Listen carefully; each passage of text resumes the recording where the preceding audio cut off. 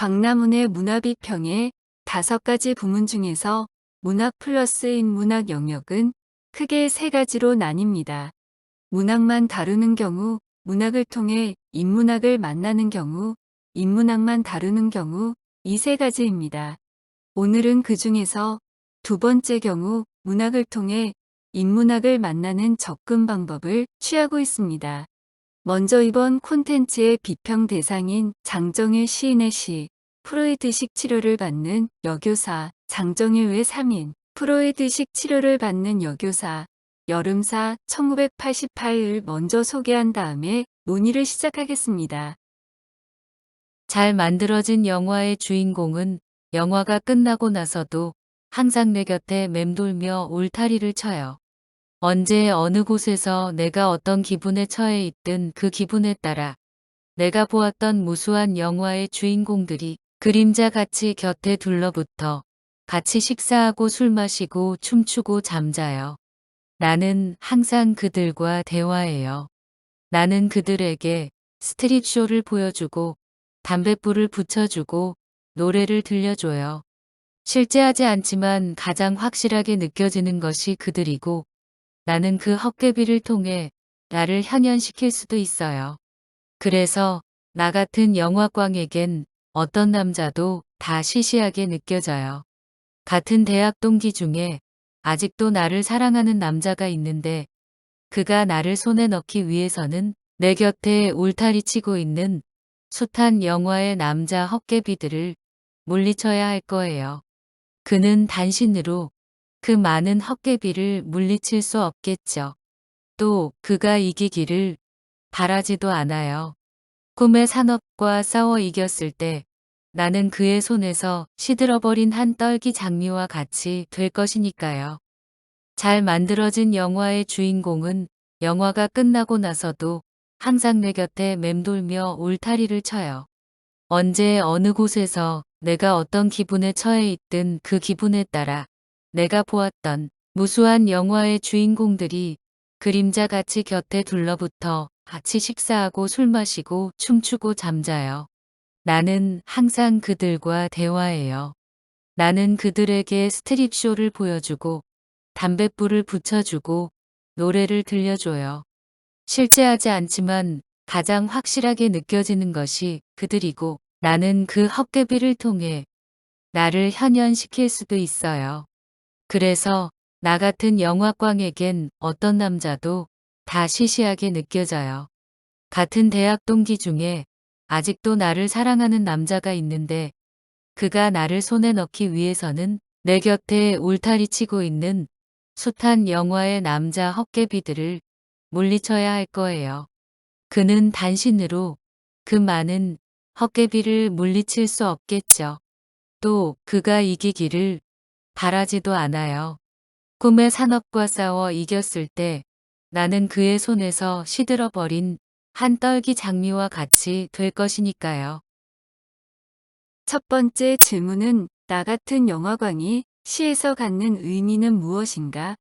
입니다. 두 번째 질문은 잘 만들어진 영화의 주인공은 영화가 끝나고 나서도 항상 내 곁에 맴돌며 울타리를 쳐요. 언제 어느 곳에서 내가 어떤 기분에 처해 있든 그 기분에 따라 내가 보았던 무수한 영화의 주인공들이 그림자 같이 곁에 둘러붙어 같이 식사하고 술 마시고 춤추고 잠자요. 나는 항상 그들과 대화해요. 나는 그들에게 스트립쇼를 보여주고 담뱃불을 붙여주고 노래를 들려줘요. 실제 하지 않지만 가장 확실하게 느껴지는 것이 그들이고 나는 그 헛개비를 통해 나를 현현시킬 수도 있어요. 이 구절들의 의미는 무엇인가? 입니다. 세 번째 질문은 내 곁에 울타리 치고 있는 숱한 영화의 남자 헛개비들을 물리쳐야 할 거예요. 의 의미는 무엇일까?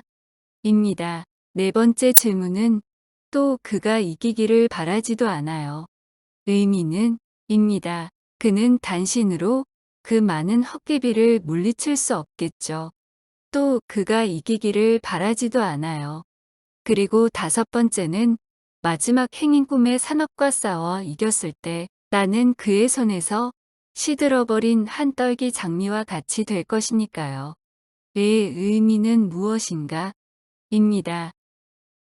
이 시를 이해하기 위해서 그리고 앞에 5가지 질문에 답하기 위해서는 먼저 시뮬라시옹의 개념을 알아볼 필요가 있습니다. 시뮬라시옹은 무엇인가? 모사, 실제보다 더 실제로 인지되는 이미지. 프랑스어인 시뮬라시옹은 영어로는 시뮬레이션으로 불립니다. 시뮬레이션, 즉 모사는 원래 진짜를 모방한 것 또는 베낀 것입니다. 그러나 모방 내지는 재현을 뜻하는 모사라는 이 단어는 오늘날 진짜 또는 실제와는 전혀 무관하게 스스로의 가치를 가지는 모조품을 만드는 과정을 의미합니다. 이런 모조품은 진짜 모조품 또는 진짜 가짜라고 불립니다. 엄격하게 말하자면 시뮬라시옹은 모방이라는 의미로 번역될 수 없습니다. 모방은 모방하는 원래의 대상을 전제합니다. 반면 시뮬라시옹은 흉내낼 대상이 없는 이미지이며 이 원본 없는 이미지가 그 자체로서 현실을 대체하고 현실은 이 이미지에 의해서 지배를 받게 되므로 오히려 현실보다 더 현실적이 되는 것입니다. 예를 들어서 장 보드리아르, 하태원 옮김, 시뮬라시옹, 민음사 2010년 9-10면을 보면 장 보드리아르는 여기서 시뮬라시옹의 예로서 현대 전쟁을 들고 있습니다. 미사일 발사는 컴퓨터의 화면을 보면서 합니다.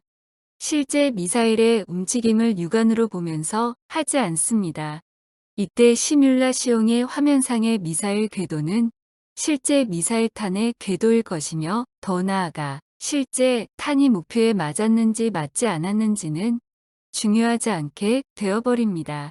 결국 시뮬라시옹이 실제보다 더 실제적인 것으로 설명되고 있는 것입니다. 앞의 시 속에서 여성 화자가 나 같은 영화광에겐 어떤 남자도 다 시시하게 느껴져요라고 고백하고 있음을 보십시오. 영화 속의 주인공은 실제 현실의 그 배우가 아닙니다. 사람이 아니고 헛개비죠.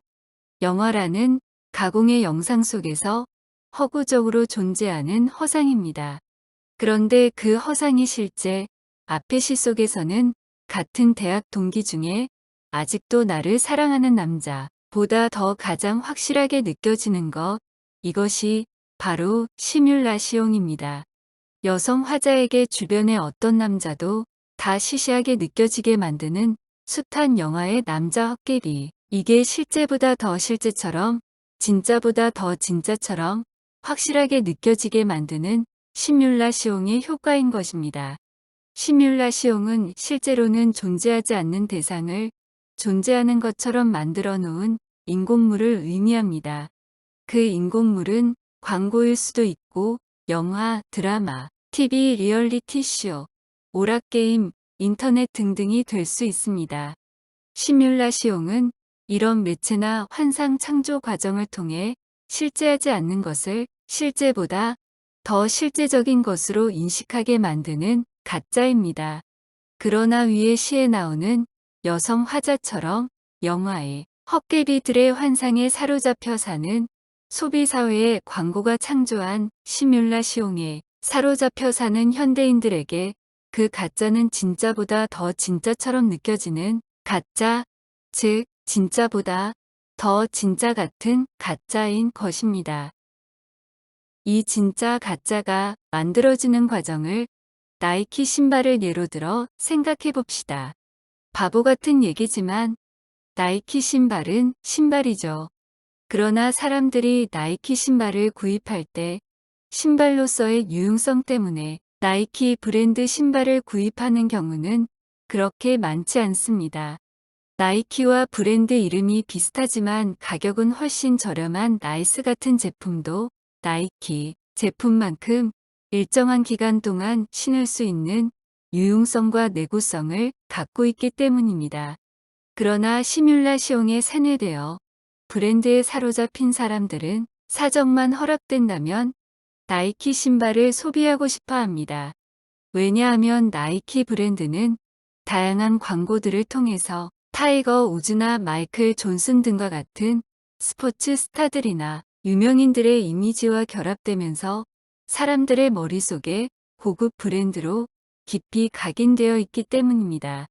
그래서 사람들은 훨씬 고가임에도 불구하고 그들 속에 각인된 그 나이키의 시뮬라시옹을 소비하고 싶어 하는 것이죠. 시뮬라시옹은 과실제의 개념으로도 설명될 수 있습니다. 과실제는 조작된 사물과 경험의 비실제로서 실제 그 자체보다 더 실제같이 보이려고 노력합니다. 과실제는 모사에 의해 만들어졌지만 실제보다 더 실제처럼 보입니다. 과실제는 조작된 사물과 경험의 비실제성을 바탕으로 하여 모사가 실제보다 오히려 더 실제 같은 영역입니다. 따라서 모조품은 더 이상 실제의 껍데기의 차원에 머무르지 않습니다. 모사품은 부재를 현전으로 제시할 뿐만 아니라 상상을 실제로 내보임으로써 실제를 상상 속으로 흡수해버립니다. 이 결과 상상과 실제의 구분은 와해됩니다. 이제는 실제가 과실제로서의 상상 속에 함몰되는 지경에 이르게 되는 것이죠. 앞의 시에서 여성 화자는 그의 손에 시들어버린 한 떨기 장미와 같이 될 실제의 삶을 동경하지 않습니다. 오히려 그녀는 실제하지 않지만 가장 확실하게 느껴지는 시뮬라시옹을 소비하면서 그 헛개비를 통해 나를 현현하고자 하고 있지 않습니까? 앞의 설명에 5가지 질문에 대한 답변이 다 나와 있지만 다시 같이 생각해 보기로 합니다. 첫 번째 질문은 나 같은 영화광이 시에서 갖는 의미는 무엇인가? 입니다. 이 시에서 나 같은 영화광은 단순한 취미나 취향의 차원을 넘어서는 의미를 갖습니다. 물론 모든 영화광이 시뮬라시옹의 세계 속에 침잠하지는 않습니다. 상상을 통한 현실 초월과 이탈을 즐기다가 현실로 무사히 복귀하는 영화광들도 많을 겁니다. 근데 이 시에 나오는 나 같은 영화광은 다릅니다. 시뮬라시옹의 세계에 빠져 현실보다 더 영화의 세계를 실제적으로 느끼며 살아가는 부류입니다. 영화의 주인공은 실제 현실의 그 배우 사람이 아닙니다. 그래서 시적 화자도 헛개비라고 부르잖아요.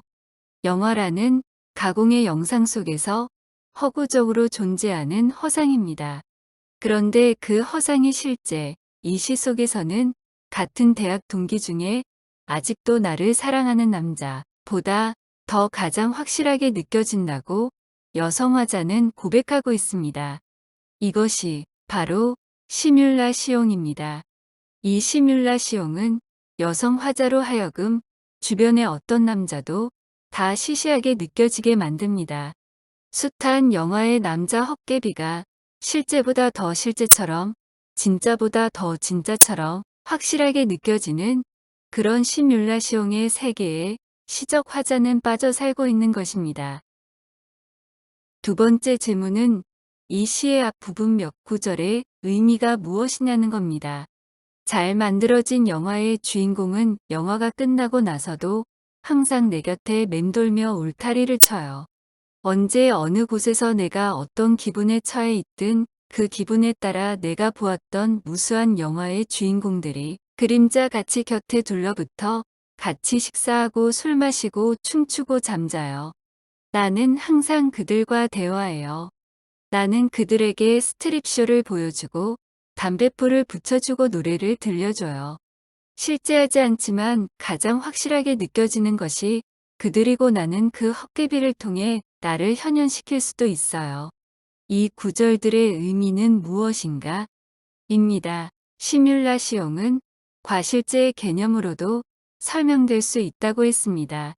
과실제는 조작된 사물과 경험의 비실제로서 실제 그 자체보다 더 실제같이 보인다고 했습니다. 시적 화자에게 영화 속의 주인공들은 일종의 과실제로서 영화라는 영상물에 의해 만들어졌지만 실제보다 더 실제처럼 시적 화자에게 받아들여지고 있는 것입니다. 여성 화자에게 영화 속의 주인공들, 즉 헛개비들은 그녀의 삶 속에서는 공기와 물처럼 매우 친숙한 현실인 것입니다. 세 번째 질문은 내 곁에 울타리 치고 있는 숱한 영화의 남자 헛개비들을 물리쳐야 할 거예요. 의 의미는 무엇일까? 입니다. 과실제는 모사가 실제보다 오히려 더 실제 같은 영역이라고 하지 않았습니까? 따라서 모조품은, 그러니까 영화 속의 주인공들은 여성 화자에게는 더 이상 실제의 껍데기의 차원에 머무르지 않습니다. 상상을 실제로 내보임으로써 실제를 상상 속으로 흡수해버립니다. 이 결과 상상과 실제의 구분은 와해되고 맙니다. 이제는 실제가 과실제로서의 상상 속에 함몰되는 지경에 이르게 되는 것입니다. 현실 속의 대학 동기 남자는 이 여성 교사를 놓고서 영화 속의 주인공들과 벌이는 경쟁에서 도무지 이길 수 없는 초라한 존재가 된 것이죠. 네 번째 질문은 또 그가 이기기를 바라지도 않아요. 의 의미는 입니다. 여성화자는 실제, 즉 대학 동기 남자를 자기를 둘러싸고 늘 함께하는 헛개비들, 시뮬라시옹을 실제보다 더 실제적인 존재로 인지하고 있으며 현실의 대학 동기 남자보다 훨씬 더 풍성한 삶의 의미들을 자신에게 제공한다고 느끼고 믿고 있는 것입니다. 그리고 다섯 번째는 꿈의 산업과 싸워 이겼을 때 나는 그의 손에서 시들어버린 한 떨기 장미와 같이 될 것이니까요. 의 의미는 무엇인가? 입니다. 여성 화자는 자신의 내면 세계 속에 화려하게 구축되어 있는 시뮬라시옹의 세계를 부정하고 대학 동기 남자가 상징하는 현실 세계로 복귀하는 것 자체를 두려워하고 거부하고 있는 심리를 보여주고 있습니다. 현실로 돌아갔을 때 자신의 초라해진 모습을 감당할 수 없을 만큼 그녀의 내면 세계 속에서는 실제가 상상에 의해 거의 완전히 함몰되어 있는 상태임을 보여줍니다. 자, 이런 이해를 바탕으로 이 시를 다시 읽어봅니다. 잘 만들어진 영화의 주인공은 영화가 끝나고 나서도 항상 내 곁에 맴돌며 울타리를 쳐요. 언제 어느 곳에서 내가 어떤 기분에 처해 있든 그 기분에 따라 내가 보았던 무수한 영화의 주인공들이 그림자같이 곁에 둘러붙어 같이 식사하고 술 마시고 춤추고 잠자요. 나는 항상 그들과 대화해요. 나는 그들에게 스트립쇼를 보여주고 담뱃불을 붙여주고 노래를 들려줘요. 실제하지 않지만 가장 확실하게 느껴지는 것이 그들이고 나는 그 헛개비를 통해 나를 현현시킬 수도 있어요. 그래서 나 같은 영화광에겐 어떤 남자도 다 시시하게 느껴져요. 같은 대학 동기 중에 아직도 나를 사랑하는 남자가 있는데 그가 나를 손에 넣기 위해서는 내 곁에 울타리 치고 있는 숱한 영화의 남자 헛개비들을 물리쳐야 할 거예요. 그는 단신으로 그 많은 헛개비를 물리칠 수 없겠죠. 또 그가 이기기를 바라지도 않아요. 꿈의 산업과 싸워 이겼을 때 나는 그의 손에서 시들어버린 한 떨기 장미와 같이 될 것이니까요. 이 시를 통해서 우리는 인간이란 무엇인가? 라는 문제, 현대를 살아가는 인간은 도대체 무엇인가를 다시 생각하게 됩니다. 이 여성 화자의 내면은 온통 시뮬라시옹으로 점거되어 있습니다. 그녀는 온통 영화 주인공들의 시뮬라시옹들로 가득 채워진 과실제 시공간을 즐기며 살아가고 있습니다. 그러니까 그녀의 자아는 텅 비어 있고 헛개비들만 바글바글거리고 있고 그녀는 그 헛개비들과 먹고 마시고 즐기고 잠자는 또 다른 헛개비에 불과한 셈입니다. 이 여성 화자의 모습, 인간이란 무엇이며 현대적 삶이란 무엇인가를 심각하게 생각하게 만듭니다. 여러분은 누구입니까? 여러분, 나는 누굴까요? 여러분, 자신에게 물어봅시다. 나는 누구입니까? 여러분, 코기토라는 말을 들어보셨습니까? 합리주의 철학자 데카르트의 유명한 말이죠. 나는 생각한다. 고로 나는 존재한다. 라는 유명한 명제 아닙니까? 생각 이퀄 존재라는 겁니다.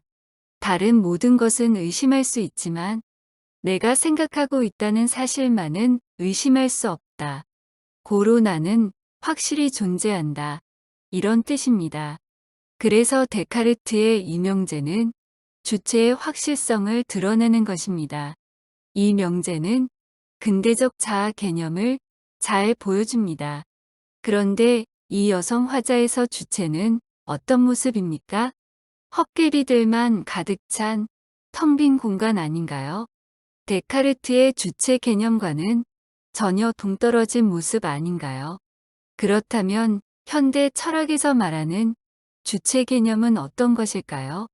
자크 라캉이라는 유명한 정신분석학자가 있습니다. 자크 라캉의 유명한 명제를 소개합니다. 나는 생각하지 않는 곳에서 존재하고 존재하지 않는 곳에서 생각한다. 데카르트의 코기토 명제를 패러디한 것입니다. 라캉의 이 명제는 무의식이 인간을 지배한다는 것입니다. 그러니 생각 이퀄 존재 등식이 성립되지 않습니다. 생각은 존재와 일치하지 않습니다. 그래서 현대 철학은 이것을 주체의 소멸, 주체의 죽음이라고 부릅니다. 인간이 주체라고 생각하는 것, 엄청난 환상이고 착각이라는 겁니다. 내가, 나를, 나라고 생각하는 것, 착각이라는 거죠. 인간의 주체라는 개념은 없다는 겁니다. 완전히 헛개비라는 말입니다. 인간 주체는 공허하다. 텅 비어 있다. 이런 얘기입니다. 이 시는 인간이란 무엇인가? 라는 인문학적 주제를 심각하게 보여주는 시입니다. 인간은 데카르트식으로 스스로 생각함으로써 존재하는 그런 잘난 존재가 아니라는 것입니다. 영화의 주인공들의 헛개비들과 동거하며 히덕거리며 자신의 모든 것들을 다 보여주며 살아가는 좀비 같은 삶을 살아가는 것이 여성 화자의 모습입니다. 인간이 주체가 되어서 모든 것을 판단하고 인식하고 행동하는 모습이 아니라 헛개비에 불과하다는 겁니다. 대학 동기 남자가 보기에 여성 화자는 아름답고 멋진 여성일 수 있겠으나 그녀의 실존 상황은 헛개비들에게 둘러싸여 헛개비로 살아가는 빈 껍데기에 불과한 존재인 것입니다. 영화의 주인공들만 현대인의 내면의 시뮬라시옹을 형성하는 것은 아니죠. 광고, 드라마 심지어 두툼한 철학책, 사상책의 저자들까지도 그 특유의 시뮬라시옹을 현대인, 그러니까 여러분과 저 안에 형성할 수 있습니다. 장정일의 이 시는 인간이 무엇인가에 대한 근본적인 성찰과 반성을 가져다주는 좋은 시입니다. 1980년대에 이미 포스트 모더니즘의 인간관을 시적으로 형상화해서 보여주고 있는 작가의 역량을 보여주고 있는 시다. 이런 두리뭉실한 말로 오늘의 시평을 마치기로 합니다. 다음에 또 다른 문학작품으로 여러분을 찾아뵙겠습니다. 감사합니다. 안녕히 계십시오. 라고 하고 싶은데 뭔가 허전하네요. 그렇지 않으신가요? 혹시 앞에 허망한 결론이 마음에 안 드시는 분들은 계속 이 콘텐츠를 붙으시면 됩니다. 기독교적 관점에서 이 주제에 대해 운영자의 생각을 보태기로 합니다. 혹시 기독교적 관점에서는 이걸 어떻게 보는가 이게 안 궁금하신 분들은 여기서 퇴장하시면 됩니다. 궁금하신 분들만 조금 더 함께 나누기를 원합니다. 성경을 한 군데 인용합니다. 설교하냐고 짜증내지 마십시오. 인간이란 무엇인가? 주체는 있는가? 이 주제를 같이 생각해 보자는 겁니다. 로마서 7장 22절 내 속사람으로는 하나님의 법을 즐거워하되 23절 내 지체 속에서 한 다른 법이 내 마음의 법과 싸워 내 지체 속에 있는 죄의 법으로 나를 사로잡는 것을 보는도다. 24절 오호라 나는 공고한 사람이로다. 이 사망의 몸에서 누가 나를 건져내랴. 25절 우리 주 예수 그리스도로 말미암아 하나님께 감사하리로다. 그런즉 내 자신이 마음으로는 하나님의 법을 육신으로는 죄의 법을 섬기노라. 나 속사람 마음으로는 하나님의 법을 섬기고 나 옛사람 육신으로는 죄의 법을 섬긴다는 것입니다. 그러니까 이 말씀에 의하면 인간의 주체는 스스로의 판단과 결단에 의해 움직이는 존재가 아니라 그의 속사람이 하나님의 법을 섬기거나 아니면 옛사람이 죄의 법을 섬긴다는 것으로 귀결됩니다. 내가 하나님의 법을 섬기는 줄 알았는데 알고 보니 죄의 법을 섬기고 그래서 죄의 법에 사로잡혀 있더라는 겁니다. 어디서 들었던 얘기 아닌가요? 조금 전 접했던 락항의 말이 연상되지 않습니까? 락항의 명제는 새로운 것이 아니라 성경에 이미 나와 있다. 이게 운영자의 판단입니다. 인간의 자아를 방금 읽은 성경의 관점에서 도표화하면 이러합니다. 여러분, 인간의 주체는 없습니다. 단지 내가 하나님의 법, 즉 성령의 소욕을 붙들면 새 사람으로 사는 것이고 내가 죄의 법, 즉 육신의 소욕대로 살면 옛사람으로 사는 겁니다. 앞의 도표를 인간의 영혼육의 관점에서 다시 설명하면 이렇습니다. 영혼육으로 구성된 인간은 거듭난 경 영이 살아났기 때문에 하나님의 법족을 선택하면서 살아가게 되고 거듭나지 못한 경우 영이 죽어있기 때문에 혼과 육이 죄의 법족을 선택하면서 살아가는 것입니다. 물론 예수를 믿고 산다고 신자들이 항상 하나님의 법을 선택하지는 않습니다. 그 자아가 혼과 육이 오히려 영을 제압하고 무시할 경우 죄의 법을 선택하게 되는 것입니다. 여러분, 지금 여러분은 어느 쪽을 선택하며 살고 있습니까? 주체라는 헛개비가 있다고 착각하고 살고 있지는 않습니까? 성경에 의하면 인간은 매 순간 성령 아니면 육신을 선택하면서 살고 있는 것입니다. 이런 관점에서 예수를 믿는다는 그리스도인들 중에서도 어떤 분들에게는 하나님은 절대적인 의지의 대상이 아닙니다. 하나님을 믿기는 믿습니다. 그러나 하나님만 믿는 것은 아닙니다. 가진 돈도 믿고 주위에 있는 사람들도 믿고 자신의 능력도 믿고 살아온 경험도 믿습니다. 그래서 나라는 주체 헛개비가 있다고 그렇게 착각하면서 내가 내 삶의 주인으로 살려고 하는 것입니다. 하나님께 자신의 인생을 다 맡기기가 두려운 것입니다. 내가 살고 싶은 대로 살 거야 이러면서 아직 주체라고 하는 환상에 현대 문화가 인간 안에 심어놓은 헛개비에 속고 살고 있는 겁니다. 사랑하시는 여러분, 지금 삶에 지치셨습니까? 코로나에 지치셨습니까? 코로나 때문이 아닙니다. 정치 경제 때문만은 아닙니다. 내 주체가 있다고 믿고서 착각하고서 그 헛개비 같은 주체의 망상 속에서 현대라는 광야에서 이겼길로 저 샛길로 잘못 들어가서 휘청거리는 삶을 살고 있기 때문입니다. 다시 성경을 한 군데 더 인용합니다.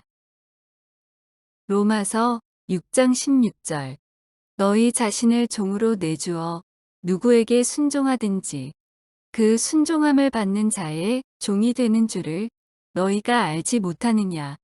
혹은 죄의 종으로 사망에 이르고 혹은 순종의 종으로 의에 이르느니라. 성령을 선택하느냐, 육신을 선택하느냐 둘 중 하나밖에 없습니다. 바꾸어 말하면 어디에 순종하느냐, 이게 인간의 삶입니다. 이 시의 여성화자처럼 헛개비들을 선택해서 살아갈 수도 있습니다. 아니면 이데올로기의 명령에 순종하면서 살아갈 수도 있습니다. 현대 문화가 만들어내는 권력, 돈, 섹스, 외모 지상주의 등의 시뮬라시옹의 명령에 순종하면서 살아갈 수도 있습니다. 더 이상의 설명은 보태지 않겠습니다. 여러분은 지금 어떤 삶을 살고 계십니까? 당신의 자아는 안녕하십니까? 여전히 주체의 환상 속에서 살아가십니까? 그래서 자아 숭배의 우상에 빠져 살아가십니까? 당신 안에 있는 헛개비들은 무엇입니까? 당신의 그 텅 빈 자아 속에서 무엇이 당신에게 명령하고 있습니까? 장정일의 시는 현대인들에게 이 문제에 대해 심각한 문제를 던지고 있는 잘 만들어진 시입니다. 오늘 주제였던 인간 주체 문제와 관련해서 다른 문학 작품들을 통해 지속적으로 함께 생각하는 시간을 갖도록 약속드립니다. 감사합니다. 진짜 안녕히 계십시오.